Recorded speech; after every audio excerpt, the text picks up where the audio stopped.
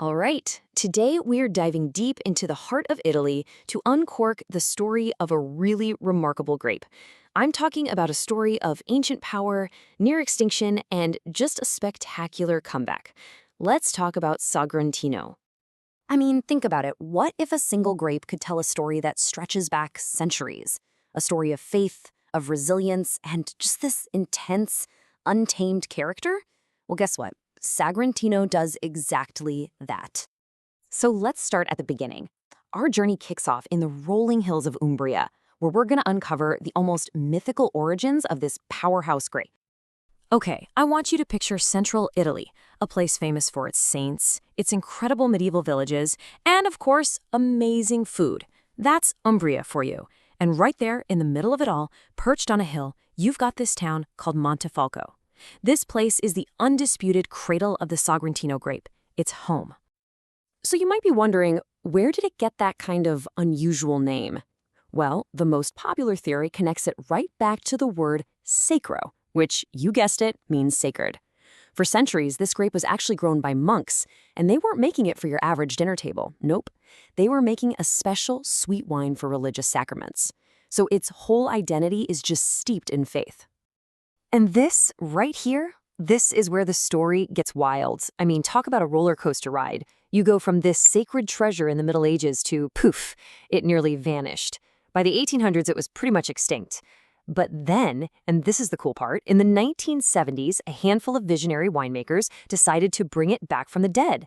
And they succeeded. It all culminates in 1992 when it gets Italy's highest stamp of approval, the DOCG. That's a huge deal. It guarantees its origin and quality. What a comeback story, right?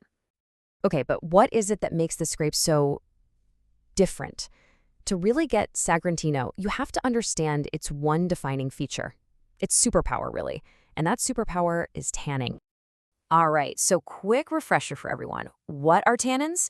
They're basically these natural compounds you find in grape skins, seeds, and stems. They're what give red wine its backbone, its structure, and that drying, kind of grippy feeling in your mouth. And here's the tea. They act like a natural preservative, which is why some wines can age and get better for decades. And this is where Sagrantino just blows everything else out of the water. We're not talking a little bit tannic. No. This is one of the most tannic grapes on the entire planet. Seriously, to put that in perspective, some studies have shown it can have double the tannins of Cabernet Sauvignon. Double. This grape has super thick skin, and it is just loaded with them, giving its wines this unbelievable structure and a truly legendary ability to age. And this really helps drive the point home. Let's put it side by side with a grape most of us know and love, Sangiovese, the star of Chianti. Sangiovese is all about savory elegance. It's more delicate, more approachable when it's young. Sagrantino? It's the opposite. It is pure power. It's got this robust structure that is just built to last for decades. It's really in a whole different league. Okay, so you've got all this raw power, right? This tannic beast. The big question is, how do you handle it? How do winemakers take this thing and transform it into a wine that's complex, balanced, and actually enjoyable to drink? Well, the answer really comes down to two things: a whole lot of patience and some very, very strict rules. That official DOCG label we talked about, it's not just a fancy sticker. It's basically a specific rule book for how to tame this grape's wild side. And if you remember one number from all of this, make it this one: 33. That's the absolute minimum number of months a Sagrantino has to be aged after harvest before they can even think about selling it. 33 months. That's almost 3 years of legally required patience. So let's break that down. First, the rules say it has to be 100% Sagrantino grapes. No cheating, no blending with something softer. Then you have that 33-month minimum aging period. And here's the kicker. At least 12 of those months, a full year, have to be in oak barrels.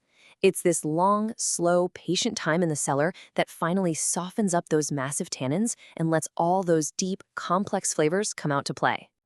But wait, there's another really cool twist to this story. You see, the powerful, dry red wine we've been talking about, that's actually the modern style.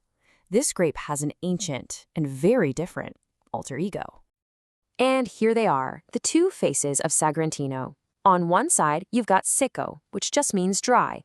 That's the powerful red we know today. But on the other side, you have pasito. This is the traditional sweet style. To make this, they actually air dry the grapes for months after the harvest, which concentrates all the sugars and flavors. This sweet, incredibly rich wine, that's the original, the sacred wine the monks were making all those centuries ago. Okay, so you finally got a bottle of this incredible, powerful wine. How do you do it justice? How do you really connect with its Umbrian soul? Well, the answer is pretty simple. Food. You need food. Yeah, a wine this big in structure doesn't just like food, it demands it. And it pairs so perfectly with the hearty rustic food from its home region. I'm talking wild boar stew, grilled lamb, any kind of rich pasta with a meat sauce, or a nice chunk of aged pecorino cheese.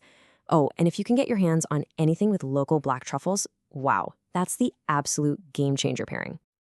So the big takeaway here is this. When you finally open a bottle of Sagrantino, you're not just drinking a wine. You're tasting the history of Montefalco.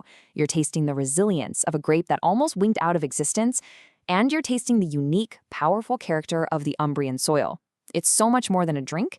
It's an experience in a glass. You know, this is a wine that definitely challenges you. It rewards your patience. And it tells one of the most compelling stories in the entire world of wine. So I guess the only question left to ask is, are you ready to taste a piece of history?